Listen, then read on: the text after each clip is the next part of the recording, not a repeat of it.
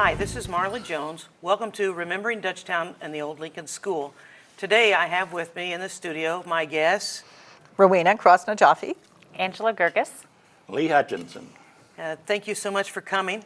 So today we're going to talk about Dutchtown, an area of Bedford that is south of 16th Street and east of the railroad line, the Monon line. And this area, Lee, I know that you were raised in this area. You've written a few books about it, so you're probably the most schooled. Perhaps we'd start with you. So what would be one of your earliest memories of Dutchtown? My earliest memory was when we moved into the South H, about 24th and H, and we moved. My father had bought an old house to fix up, but we moved in about a year before the Depression hit, and so we lived in that old house, unchanged, for 5 years or so, and then moved to 18th and E, a much better house in Dutchtown. Yes. So at what age did you move to Dutchtown? We moved in there I was about 4. 4. So when you went to school, you went to the Lincoln School? I went all the way through Lincoln School. And as I mentioned once before, I think time was frozen. I went to Lincoln School, and graduated, went to high school. I went to the Army. I came back, had the same teachers. With my teacher's license, I taught with the same people that had taught me. Wow, nice. And then I replaced my principal. So everything kind of froze there for a while, you know. Well, and you see that in some of the older schools, or that folks, especially from the Depression age or from World War II, when they started with the job, they might work at 35, 40, 45 years. Unlike today, whether it be millennials or just the society that we're in, that people don't stay with a job quite that long. Yeah. In that time, Dutchtown was the home of the Germans, Italians, the various nationalities, and they worked in the quarries and the stone mills. And at one time we had, 25 stone mills, yes, 14 or 15 quarries, over almost 3,000 men working in those quarries. So it's really Bedford's melting pot. Bedford was a boom town for the working until class. Until the 30s and 31. And then I'm sure it's very rewarding for you to be sitting down next to the current Lincoln School principal. Oh, I always keep track of everybody. Lincoln and Stalker are my elementary schools, and I keep tabs on them. Sure. And Angela, tell us a little bit about your Lincoln experience. Well, I'm starting my 5th year at Lincoln, and I remember my very first year as a principal. Mr. Hutchinson came by, and I didn't know he was coming, so it was a pleasure when he introduced himself, knowing the history that he brings to our building. And he shared with me a lot of the dynamics of what used to be and what had been added even since when he was there. So I appreciated that he would take the time and come and visit us, and much appreciated. And really, for a building that opened in 1958, it's really quite remarkable how modern it truly is, how it's been able to evolve with time and keep up with technology to offer really the highest educational. And actually doubled the size. It's also doubled in size. Yes, yes. The gymnasium, when was it added? The gymnasium, I'm not sure the exact date. It obviously has been the last part that was added. I know it has a nice wooden floor and has the most up-to-date. I'd say sometime before, in 86, 85, 86, I believe. I believe it was done while I was Well, it's a great still space, and then you have the area where the students can perform as well. So Right, we it's have a the dual stage. purpose area. So that makes it very nice and very functional. And then Rowena, we're so glad that you were able to join us Thank you. today. The president of the Historical Society, and always a wealth of information, and so nice to talk to. So Thank you. I was just doing math, actually. I think the new school's been open longer than the old school now, because it's Yes. 60 years for the new school, and we're not exactly sure about construction date on the older school, but if that closed in 58, Yeah, we're is that right? getting close. Yeah, Yeah. yeah. Anyway, Yeah, so those they kind would- of details, we love. they would both have been about 59, About 60, 60 years years, old. yeah, yeah. That's true. That's neat. So, Rowena, I know that whenever folks talk about the history of Lawrence County, the history of Bedford, and now the Lincoln School in Dutchtown, you folks have a plethora of information about just anything in Lawrence County. And certainly, We do, it's true. you are the go-to place to find out anything, not only about the Lincoln School, but any of the schools. If folks are interested in perhaps where their grandparents or parents, or if they have an association, they can plug right into your spot. Yeah, we try to keep information on not just the big schools, which Lincoln would qualify as a big school, but I just became aware recently of a school called Bird School. Did you ever hear of that? That was one of these little bitty ones. This picture of Lincoln School is on a postcard in your gift Yes, shop. it is. It is. Along with other limestone We dug that out, and Maria has it on structures. monitor now, or will Yes. have soon. But when Lincoln was first built, and they were proud, the city fathers were very proud of Stalker and Lincoln. Oh, they were And two beautiful new schools, yeah. And Yeah, they so- called it the castle. And they called it the castle. Recently, we had a limestone building exhibition at the downtown depot, and one of the buildings that was featured was actually the Lincoln School, and I noticed that in the write-up, they did call it the castle. It's a building that I'm glad that we've been able to save some of the schools. The old Madden School still stands, the Stalker School still stands. It's a shame that that one's lost, but at least the memories and the impact on our society, and specifically our little community, is not lost. And that's really why we're here today, to talk not only about Dutchtown, but Lincoln School and building of a community around a school, because a lot of things yesterday as well as today revolve around the schools. That's true. And what it brings to people's life, how it enriches their life, be it through sports teams or clubs or organizations, that a lot of folks interact, make friendships, lifelong friendships for that matter. I think, Lee, that what you spoke to as far as having teachers going to college, going to war, coming back, and those folks are still there. Yeah, the families, Dutchtown families tend to stay there. Once they settle in that era, they like it. I've talked to several of my former students who are still living. They don't want to leave their neighborhood. If they want to live in Bedford, they stay in their neighborhood and rebuild homes and et cetera. And I think it's the love of Dutchtown and Lincoln School that brings us here today, but specifically, Lee had mentioned he'd like to have a historic marker that would denote not only the Lincoln School, but also the history of Dutchtown. And so what we've planned is remembering Dutchtown and the old Lincoln School, an evening with Charlie Walker. So we're asking folks to share their memories of the old Lincoln School and Dutchtown with the museum, but also to come out and support this special evening with Charlie Walker. He's a very interesting person and obviously a Lincoln student. Would one of you care to talk a little bit about Charlie? Yeah, well, he attended both schools, and they happened to be my neighbors down on South H. But he attended the old Lincoln to the third grade, and then he attended the new school. And then when he comes back to Bedford, he tries to hit various elementary schools and visit and talk with people. And he loves to do that, and he's been very willing to come and visit with us, and I'm sure that he'll give a very good and a very interesting talk, down to earth, just old folks at home, Right. that type of thing. And so from one of his space shuttle missions, he actually took seeds of a sweet gum tree, brought it into space, brought it back.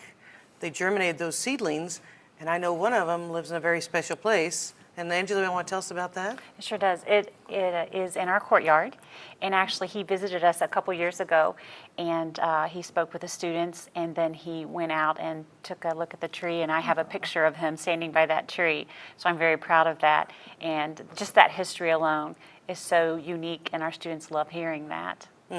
I think you had mentioned, Lee, that he's probably reached higher heights as far as physically I tell them, than Definitely. any other I have a lot student of that good went to students, Lincoln. doctors, dentists, and et cetera, but Charlie went the highest. And I know he loves that expression. That's great.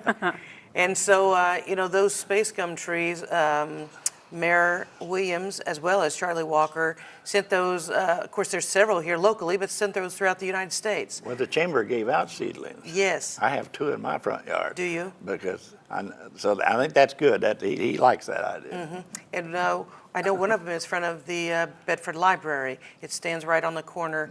That would be on K and 14th Street. So, and I took a picture of him in front of it. It's amazing how large they are. Of course, they're over 30 years old now. So beautiful trees reach their maturity. Anyway, while we talk about Charlie, he has agreed to come Tuesday, October the 30th, to come and speak to a group of folks. And the benefit of this dinner would be to buy the historic marker. And the historic marker, and correct me if I'm wrong, Lee, it would stand at H and 19th Street? 19th and H, yes. 19th and H on the corner, near, above the fire barn. On Yes. a nice level place there with a little park and a little standing area where people can park. And we'll try to have Old Lincoln School on one side and the history of Dutchtown on the other. And then perhaps a picture of Charlie up at the top or something, or mention Charlie in the. Sure. But Lawrence County's exceptional. We have 3 astronauts, and we have good solid people, and I think that this is part of our bicentennial. Yes. Well, I think that when we talk about the citizens of Lawrence County, whenever we get together, it doesn't matter if they're carving stone or singing or painting or drawing or whatever they're doing. Artistically, it's a very blessed mix of people. So whatever that talent is that they brought from their homeland and brought it to southern Indiana to move the stone quarries and the stone industry forward has manifested or been passed down from generation to generation and just shows itself in so many different ways today. Because you can't have a karaoke or even a concert with local talent without just being blown away by the folks that show up. And you can't have an art showing without having just fantastic artists. It just amazes me the talent that has been passed down here in our little beloved Lawrence County, Indiana. I think our schools do that. We stress the classics, we stress music and art, we fight to keep it. Yes. And leave space in the school curriculum for that. That's right. And I think that's part of our heritage here is that. That's, one of the things that we do talk about. STEM is very popular, but we always like to mention STEAM and keep art in the program because it does make for a well-balanced person. So, history is, we need to save our history. The museum, we're blessed with a museum and the history they save. And whenever I need anything or Dennis Matthews needs anything, he just goes to the museum and gets it and puts it on Facebook. And that Facebook page, the Lawrence County Facebook page, is very popular. And so I'm going to sell a lot of tickets on that Facebook Yes, you page. are. that's Probably already sold it. We've already sold 12, you say? We sold 12. That's after less than 24 hours of being live, so that's pretty good. that is very good. So we actually we're going to sell 200 tickets. So 25 tables of 8. You could buy a table yourself or come by yourself with a friend. We're anxious to have this opportunity and share this special evening with everyone. And Rowena, I know that the museum is a partner. Obviously, Lincoln School is a partner. The Lawrence County Bicentennial is a partner. And I have to thank Lee for bringing this to our attention. But if you don't mind, could you tell us a little more about the museum and not only what it can mean to Lincoln School, but what it does? I know you have a large board. They're very engaged in the community. They're very representational of the community. And, if you have something that you would like to have scanned or entered into their collection electronically, how they would go ahead and do that. If they have a story to submit about Lincoln School or Dutchtown, how they might go about doing that. Well, for this particular event, we are asking one of two things. Either if you're able to scan your pictures or use word processing to do your story, then you can email it to Jeff Routh, and that email address is jrouth@tmnews.com. Or if you are more a hands-on person, you bring them into the museum and we'll scan them right there. And this goes for anything, not just the Lincoln School Project, but any old photographs or old documents or whatever that you have that you want to keep in the family. You don't want to donate them, but you'd like to make them available. Bring them in, we'll scan them, give the originals right back, and then they'll become part of our history. And yeah, somebody like Dennis or Lee will pick them up And genealogy. make them popular. And you do so much in genealogy also. Yeah, we have Family. a great research library, Family a great records. research librarian. So lots of people come, not just from the county, but from all over to do their family histories. We've got a lot of histories that were written by family members over the years, and those are fascinating. You start looking up here in family, there may be 2 or 3 genealogies that were done by you know, it's always a joke about Aunt Myrtle, but there's always somebody who's fascinated by family history and does all this work. So you'll find out a lot of things you didn't know about your family if you go digging into one of those. And once they submit that, of course, the electronic archive is very searchable as well. So let's say that we want to find out what photos existed of Charlie Walker at the museum. They can call that up by just simply putting in a few keywords and call that up and get that information pretty quickly. And also, and I assume it's this way still, they have some just paper folders of if you write your family history, if it's not necessarily been scanned, but you can add that in there, information about your family, your heritage. And that way, if somebody wanted to come, and Angela's last name is Haney, or maiden name rather, if she wanted to find out about the Haneys in Mitchell or Lawrence County, she'd come in, plug that name in, and Yeah, you could even search if you it. only have a page or two. If you spend any time in our research library and you see these folks, many of them have come from a long way, how excited they get about anything, but especially about a picture or a newspaper article or an obituary, something that they did not know about one of their ancestors. It's really exciting, and that makes you really want to save things for the people who care about them. And electronics, you know, that helps us a lot now, that people can share their photographs, family. It used to be that whichever family member inherited the pictures, that was where they stayed. And a lot of times, unfortunately, over generations, they just got destroyed. But now, you know, if you've got a third cousin who has all the great-grandparent pictures, you might get lucky. They might share them somehow. And so we're working on all of that, you know, with some of those electronic internet-based systems too. It's pretty exciting doing family history. But that's taken us a long way from Lincoln and our event, but still Yes, worth. but certainly, I just wanted folks to realize what they offer at the museum and how they could engage in that and actually help our Remembering Dutchtown and the Old Lincoln School working with you fine folks. Well, just very briefly, another thing the museum does is we have a really large artifact collection, and the artifacts relate to Lawrence County history. If you want to know something about Lawrence County history, your best place of finding that item, you know, maybe it's a copy of the sesquicentennial newspaper, or maybe it's a picture brought by somebody from the old country, you know, that kind of thing. The museum is the best place to find that kind of stuff now. And again, because families get bigger and bigger and people move and all of that, so if it's in the family, you know, it may be in another state by now, but if it's in the museum, it'll still be in the museum. 50 years, we just did the time capsule and opened a time capsule that had been closed for 50 years. And, you know, how cool is that, 50 years in the same place? But anyway, as far as the event goes, the role that the museum is taking, one role is to sort of manage the ticket sales. And we talked very briefly about that so far, but we're doing something radically new for us, even though I know that every person under 30 is rolling their eyes when I say this is new, is that we're actually selling tickets online. So it's set up, it's on a site called Eventbrite, EVENTBRITE, which the English teacher in me just hates things like bright spelled BRITE. But anyway, eventbrite.com, and you can go there. And all you have to do is search on Dutchtown, and that pops up, or search on events in Bedford. There's a lot of ways to find it. And for $26.95, because there's a surcharge added, if you want the fun of paying by credit card, you can pay right there on the site and get your tickets, and you can buy them today.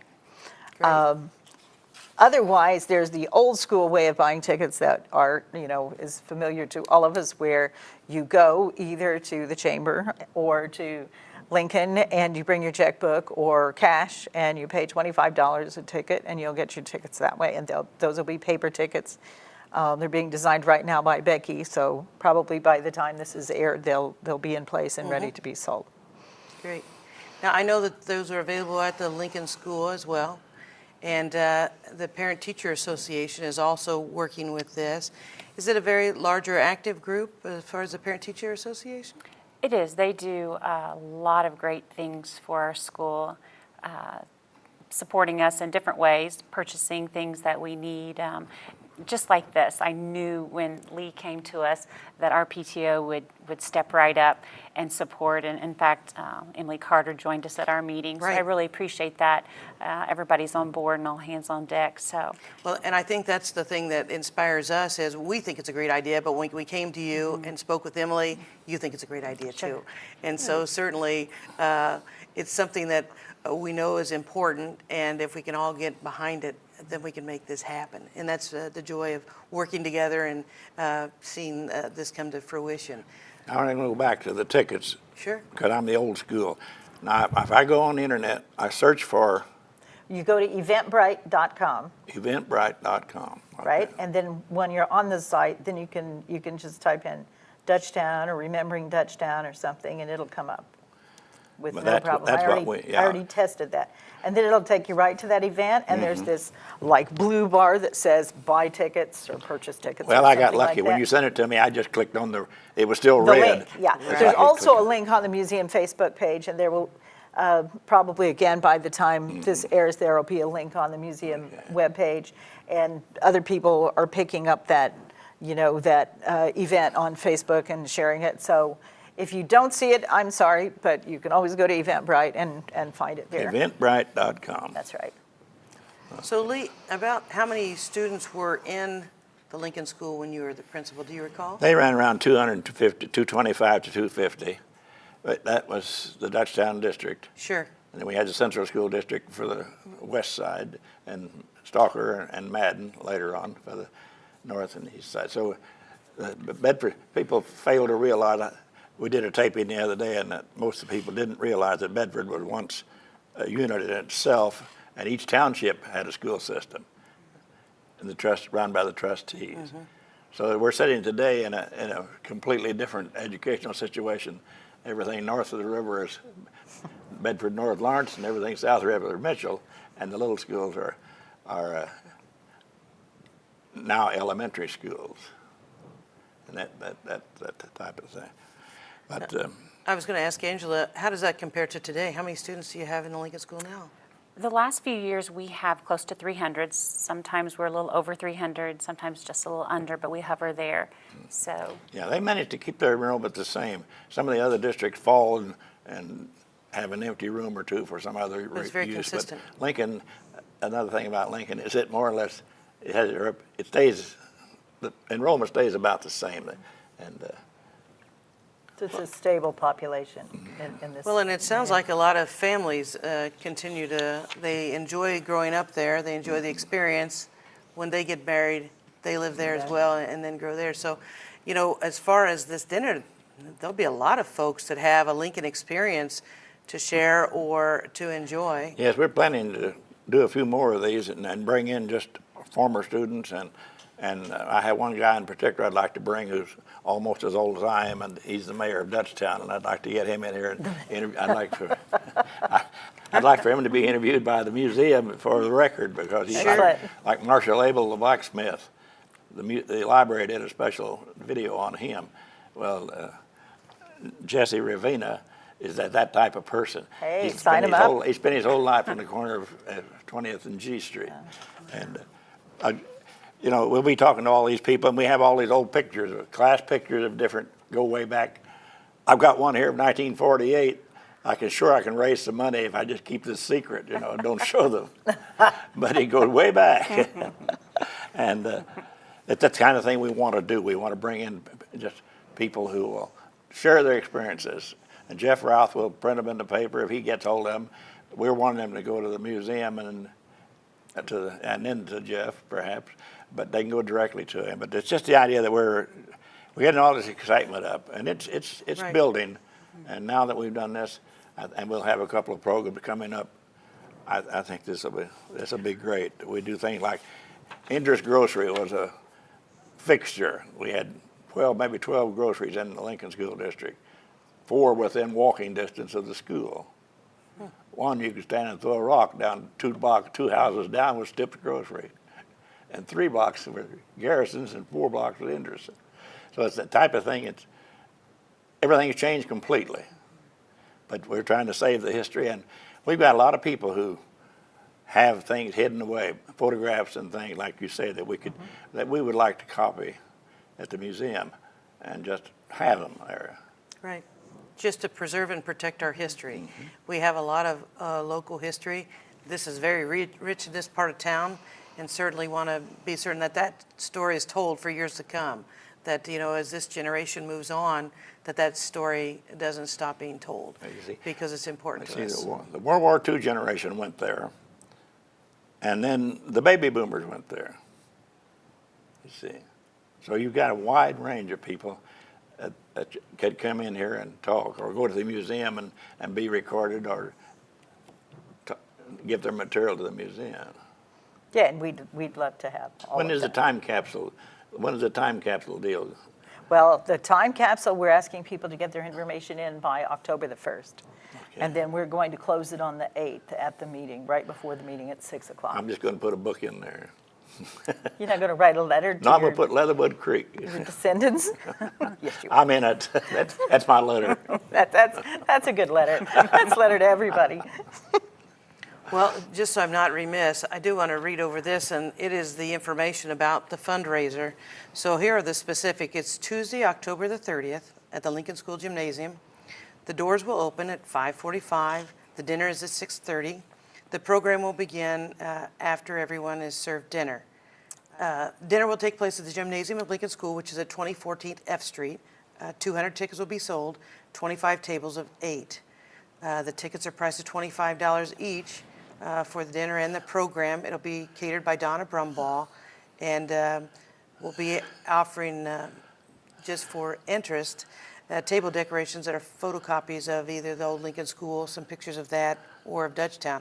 So that's why we're asking you to come and help contribute your photographs and send stories and remembrances, because some of those photos might be featured on the tables that night as well. So Yeah, we'll be able to put make little booklets and little pictures. They sit at the table and see some of these pictures and go through those. Lincoln PTA is doing all this back in the background. They're sure. decorating the tables, etc. Well, Lee, you certainly are a warrior when it comes to this, and you inspire not only us, but I know the PTA as well as the students when we talk about your love for this school, what it's meant to you over the years, and certainly what it's meant to this town over the years. So thank you so much for bringing this to us so we can help participate and share this love and grow its, its importance. And the more folks know about Lincoln School and Dutchtown, I think the more that they'll grow to appreciate our heritage and what it means to our community. I have covered all the things I wanted to cover today. I have some cool old pictures to show. Absolutely, let's do it. Show and tell time. Yes. This is from the really, really early period, right after the construction of the old Lincoln School, which we think was sometime around 1899 to 1905. There's some discussion about when it was actually constructed, because it was sort of a sister school to Stalker, which was constructed 1899. So we think Stalker went first, and then at some point construction started on Lincoln. And then if you can mentally make the leap to 1918, when the United States was at war, World War I, there was a flag dedication, and some very enterprising photographer took pictures of that flag dedication in 1918. And it's really interesting if you can see close enough the clothes the kids are wearing, because they look like dress little, is amazing. They look like little World War I uniforms, these clothes. Yeah, but there's that very familiar outline of the arch over the front door. Here's another picture from that World War I flag dedication. We hope to get more pictures like this that show this landmark in operation, as part of a neighborhood. Lee, I think you have some pictures of the kids. I had the one kids of at the recess or different something, classes right? and etc. Recesses, Yeah. and then I also had one of the year it closed. The year it closed in 1958 was our last year there, and then they dedicated a new building in September of '59, and I just had the kids pick up their books and walk over. Why was it decided to abandon that building? It was just worn out. There were no maintenance during the period of the Depression. There was very little maintenance. You had wood floors that we oiled to keep the dust down. One of my jobs as principal was to go in the morning and poke the ceilings on 2 rooms to make sure the plaster was solid, because it had been falling and hit kids on the head.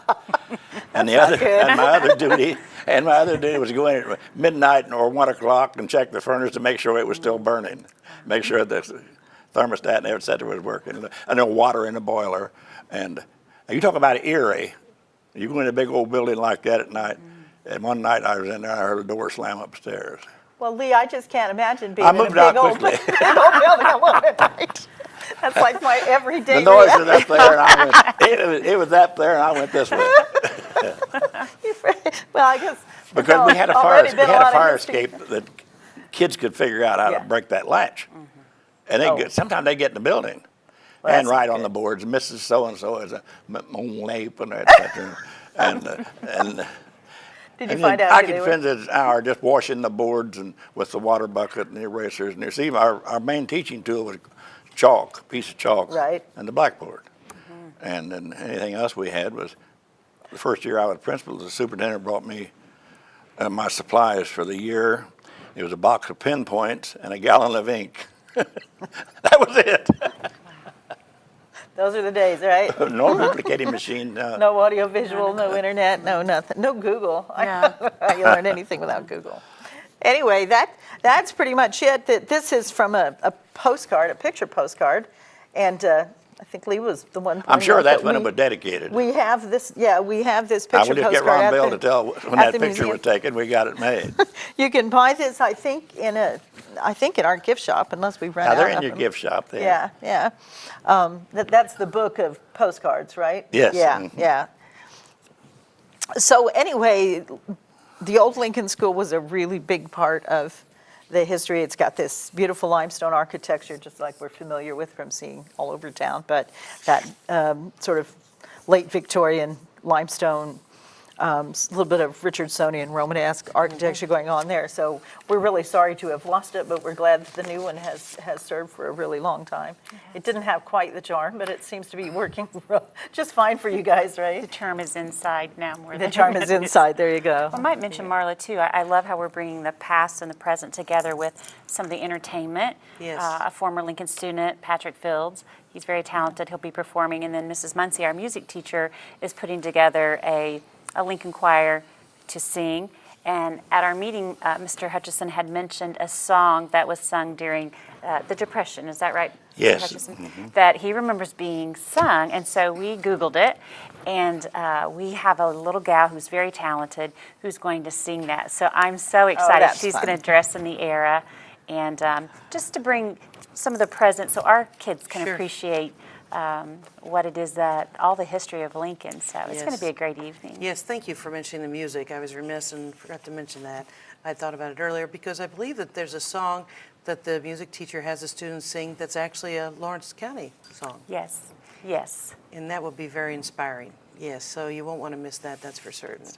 It would be a very special evening. So thank you for joining me, Sure. Rowena, Angela, Lee, for talking about remembering Dutchtown and the old Lincoln School, an evening with Charlie Walker. That will be October the 30th. Again, the doors open at 5:45. Dinner starts at 6:30. The program starts as soon as everyone finishes being seated. And buy those tickets in advance. Yes, Our caterer will be thankful. Plus, there's a limited number, and when they're gone, they're gone. yes, And we will keep you informed on Facebook. absolutely. Thank you for joining me. Have a nice evening.